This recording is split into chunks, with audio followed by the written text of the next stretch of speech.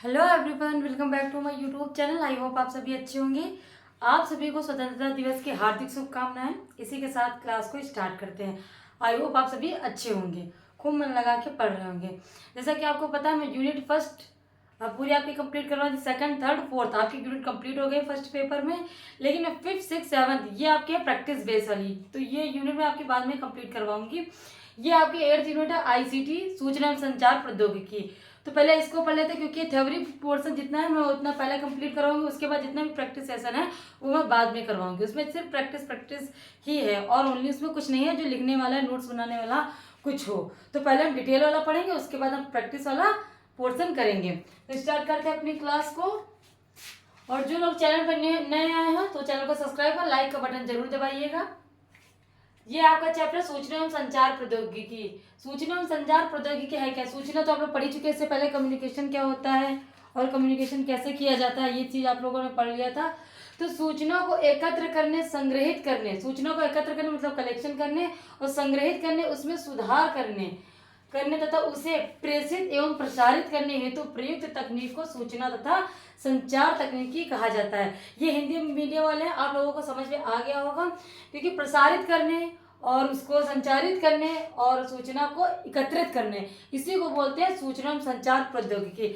Main motive से आप एक चीज से समझ सकते हैं, जैसे फोन है, फोन का आपका यूज आप इसको कैसे करते हैं? सूचना को संचारित करने और प्रसारित करने के लिए। टेलीफोन, टेलीविजन, ये क्या है? सूचना के माध्यम है, ठीक है। इसी से सूचनाओं को एकत्रित, जैसे आप करते हैं फोन में अपने और कंप्यूटर में सूचना को एकत्रित करते हैं, उसके बाद आप प्रसारित करते हैं। कुछ भी सर्च करना हुआ या कुछ भी बोलना या देखना हो तो हमने गूगल को सर्च किया और उसके बाद हमको सूचना एकत्रित कर ली, ठीक है। उसके बाद क्या था आपका कंप्यूटर। सूचना को संचारित करने और प्रसारित करने के लिए सबसे मोस्ट इम्पोर्टेंट जो आपका यंत्र है वो है कंप्यूटर। ये क्या है? एक यंत्र है, ये इलेक्ट्रॉनिक यंत्र है। कैसा यंत्र है? इलेक्ट्रॉनिक यंत्र। एक बार क्वेश्चन पूछा गया था कि कंप्यूटर कैसा यंत्र है, तो वो कैसा यंत्र है आपका? इलेक्ट्रॉनिक, जो इनपुट के रूप में डाटा को ग्रहण करता है। इनपुट के रूप में आप इससे समझ जाइएगा कि इनपुट क्या है। तो ये इनपुट क्या है? डाटा को ग्रहण करता है। इनपुट डाटा को ग्रहण करता है और उसे प्रोसेस करके सार्थक अर्थपूर्ण सूचनाओं के रूप में प्रदर्शित करने को क्या बोलते हैं? आउटपुट।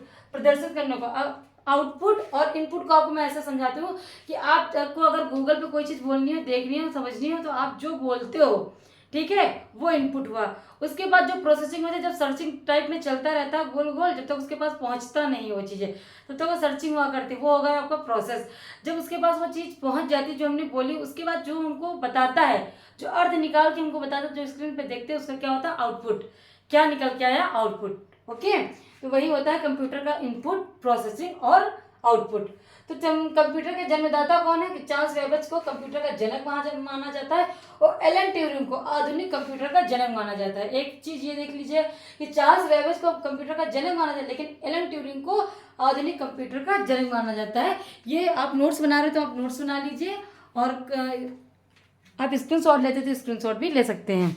इसके बाद आपको बताते हैं तकनीक के आधार पर कंप्यूटर के कितने प्रकार होते हैं, ठीक है। आप लोगों ने इससे पहले कंप्यूटर के बारे में तो पढ़ा होगा, लेकिन ये नहीं पता कि कंप्यूटर के कितने प्रकार होते हैं। मैं उसी पोर्शन से आपको लोगों को पढ़ा रही हूँ जिससे सबसे ज़्यादा क्वेश्चन पुटअप किए जाते हैं। एक भी वर्ड इसमें ऐसा नहीं होगा जिससे क्वेश्चन में ना पूछा जाए, ठीक है। तो तकनीक के आधार पर कंप्यूटर के कितने प्रकार होते हैं, तो है तकनीक के आधार पर computer, digital computer, analogue computer और हाइब्रिड कंप्यूटर, ठीक है। टेक्नोलॉजी के आधार पर कंप्यूटर के कितने प्रकार हैं? डिजिटल, एनालॉग और हाइब्रिड। तो डिजिटल कंप्यूटर क्या होता है? ये होता है असतत प्रकार का। कौन सा होता है? ये वर्ड ऐसे एग्जाम में यूज किए गए, मैं आप लोगों को वही वर्ड बता रही हूँ कि ऐसे ऐसे पूछा जाए क्वेश्चन कि डिजिटल कंप्यूटर असतत, एनालॉग कंप्यूटर सतत, और दोनों का मिश्रित कौन सा? Hybrid computer. ऐसे क्वेश्चन आपका पूछा गया है, तो उसी रूप से मैं आप लोगों को बता रही हूँ।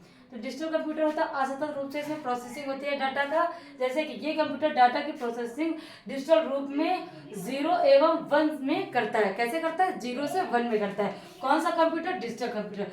जैसे सामान्य प्रयोग में आने वाले डेस्कटॉप, इसका एग्जाम्पल कौन सा डिजिटल कंप्यूटर के? डेस्कटॉप और लैपटॉप इत्यादि आते हैं इसमें। उसके बाद एनालॉग कंप्यूटर कौन सा है? तो ये सतत रूप से सूचनाओं के प्रसंस्करण के लिए उपयोग होने वाले कंप्यूटर हैं। इनको क्या बोलते हैं? Analogue computer. कि सतत रूप से सूचनाओं के प्रसंस्करण के लिए उपयोग होने वाले कंप्यूटर को क्या बोलते हैं? Analogue computer. कहते हैं। जैसे तापमान, दाब, इसका एनालॉग कंप्यूटर किससे नापने में? तापमान, दाब, भार, वोल्टेज आदि से संबंधित है। डाटा जैसे वाहनों की गति मापने में, इसका यूज किसमें किया था? वाहनों की गति नापने में, मतलब स्पीड नापने में। उसके बाद आपका आता है, ये देखिए, ये चीज याद रखिएगा, सतत और इसके एग्जाम्पल जरूर याद रखिएगा, ये इंपॉर्टेंट। हाइब्रिड कंप्यूटर क्या होता है? ये एनालॉग कंप्यूटर और डिजिटल कंप्यूटर का मिश्रित रूप होता है। जो हाइब्रिड कंप्यूटर कौन सा होता है? एनालॉग और डिजिटल कंप्यूटर का मिश्रित रूप होता है। एनालॉग कंप्यूटर का हाइब्रिड में क्या यूज होता है? तो यह एनालॉग की स्पीड बताता है और डिजिटल कंप्यूटर की मेमोरी एवं शुद्धता होती है इसके अंतर्गत इन दोनों का क्या यूज होता है? तो एनालॉग की स्पीड और डिजिटल कंप्यूटर की मेमोरी एवं शुद्धता होती है। जैसे टैबलेट, स्मार्टफोन, रडार प्रणाली। इसके एग्जाम्पल कौन से हैं हाइब्रिड कंप्यूटर के? तो टैबलेट है, स्मार्टफोन है, रडार प्रणाली। इसके बाद हम पढ़ेंगे इसी के अन्य प्रकार और हैं, आप स्क्रीनशॉट जल्दी से ले लीजिए। उसके बाद ये इंपॉर्टेंट पोर्शन है, इसको जरूर नोट्स बना लीजिएगा। अब इसके बाद आता है आपका आकार एवं क्षमता के आधार पर कंप्यूटर के कितने प्रकार होते हैं। आकार एवं क्षमता मतलब कितना बड़ा, कौन छोटा है और उनकी कितनी कैपेसिटी है। तो super computer, main frame computer, mini computer और माइक्रो कंप्यूटर। सुपर कंप्यूटर का क्या होता है? सुपर, इसका नाम से ही पता चल रहा है कि सुपर कंप्यूटर मतलब है जो डाटा प्रोसेसिंग के आधार पर सबसे शक्तिशाली, सबसे पावरफुल होता है, जो डाटा प्रोसेसिंग के आधार पर बहुत जल्दी से कर देता है। तो वो कौन सा कंप्यूटर होता है? आपका सुपर कंप्यूटर होता है। ये आपका क्वेश्चन है कि डाटा प्रोसेसिंग के आधार पर सबसे शक्तिशाली कंप्यूटर कौन सा होता है? Super computer. जो चीन का ये लिखा है ताई हुलाइट कंप्यूटर जो है वर्तमान का सबसे तेज कंप्यूटर है। जो सुपर कंप्यूटर में सबसे तेज कौन सा? चाइना का कंप्यूटर है ताई हुलाइट। तो परम कंप्यूटर है वो भारत का पहला सुपर कंप्यूटर था। ठीक है, भारत का कौन सा कंप्यूटर था? सुपर कंप्यूटर जो भारत का था परम, इसका नाम है परम, भारत का सबसे सुपर कंप्यूटर है। उसके बाद आता है आपका main frame computer. Main frame computer क्या? आकार में बड़े और महंगे होते हैं। जो ये कंप्यूटर होते हैं आकार में बड़े और महंगे होते हैं। मेन फ्रेम, इनका प्रयोग बैंकिंग में, बीमा संस्थान और सरकारी संगठन में किया था। एग्जाम्पल तो आपको पूछा था बैंकिंग में और बीमा संस्थान में, मैचिंग वर्ड में आता है कौन सा कंप्यूटर काम आता है? तो आपका आता है कंप्यूटर बैंकिंग, बीमा संस्थान, सरकारी संगठन में मेन फ्रेम कंप्यूटर आपका यूज किया जाता है। मिनी कंप्यूटर कौन सा है? मिनी कंप्यूटर का नाम से ही पता चल रहा है, मिनी मतलब छोटा सा, तो इसे मिड रेंज भी कहा जाता है। मिनी कंप्यूटर को मिड रेंज कंप्यूटर भी कहा जाता है। इसका उपयोग छोटी कंपनियों व फर्मों द्वारा किया जाता है। इसका यूज कब किया जाता है? छोटी कंपनी यूज, और इसका आकार और इसकी आवृत्ति मतलब क्षमता क्या है ये आप जरूर याद रखिएगा। इसका सेकंड नेम भी जरूर याद रखिएगा। कंपनियों व फर्मों द्वारा इसका उपयोग किया था। पर्सनल कंप्यूटर व लैपटॉप से अधिक इसकी क्षमता होती है। पर्सनल कंप्यूटर इनसे और इनसे थोड़ी सी कम होती है, लेकिन पर्सनल कंप्यूटर और लैपटॉप से इसकी जो क्षमता होती है वो थोड़ी ज़्यादा होती है। Super computer main frame computer से इसकी क्षमता कम होती है, लेकिन पर्सनल कंप्यूटर व लैपटॉप से अधिक इसकी क्षमता होती है। जैसे इसका एग्जांपल है K202 IBM mid range computer. इसका एग्जांपल है IBM mid range computer K202। इसके बाद आता है आपका चौथा माइक्रो कंप्यूटर। माइक्रो कंप्यूटर मतलब होता है छोटा, माइक्रो का मतलब ये होता है सूक्ष्म। ठीक है, सामान्य उपयोग के लिए बनाया गया है। सूक्ष्म का मतलब इतना छोटा नहीं, लेकिन इन कंप्यूटर से हालांकि छोटा है। इसका सामान्य उपयोग के लिए बनाया गया है। ठीक है, सामान्य जनरली सब इसका यूज कर सकते हैं। जैसे शिक्षा जगत में इसका यूज किया जाता है, मनोरंजन में जैसे लोगों का फोन होता है यूज करते हैं। ऑफिस में जैसे डेस्कटॉप हो गया, डेस्कटॉप कंप्यूटर, सी का मतलब है यहाँ पे कंप्यूटर से। स्मार्टफोन हो गए जो आप सभी के पास होते हैं, सामान्य तौर पे यूज करें, सबके पास स्मार्टफोन अवेलेबल है। साउंड तथा नेविगेशन ऑफ कार, साउंड तथा नेविगेशन कार के तरफ से इसका यूज होता है। देखिए यूज इसको क्या बोलते हैं और इसकी कितनी क्षमता होती है, कैपेसिटी, वो आपको जरूर याद रखनी है। तो किसके आधार पर है ये? आकार और क्षमता के आधार पर कंप्यूटर के कितने प्रकार हैं आपको याद रखना है। Super, main frame, mini computer, micro computer. इससे ज़्यादा इसमें से आपको कुछ नहीं पूछा, जितने पॉइंट पूछे जाते हैं वो मैंने आपको बता दिया। इसके बाद आपको बताएंगे हम कंप्यूटर, जो आपका आएगा कंप्यूटर की संरचना।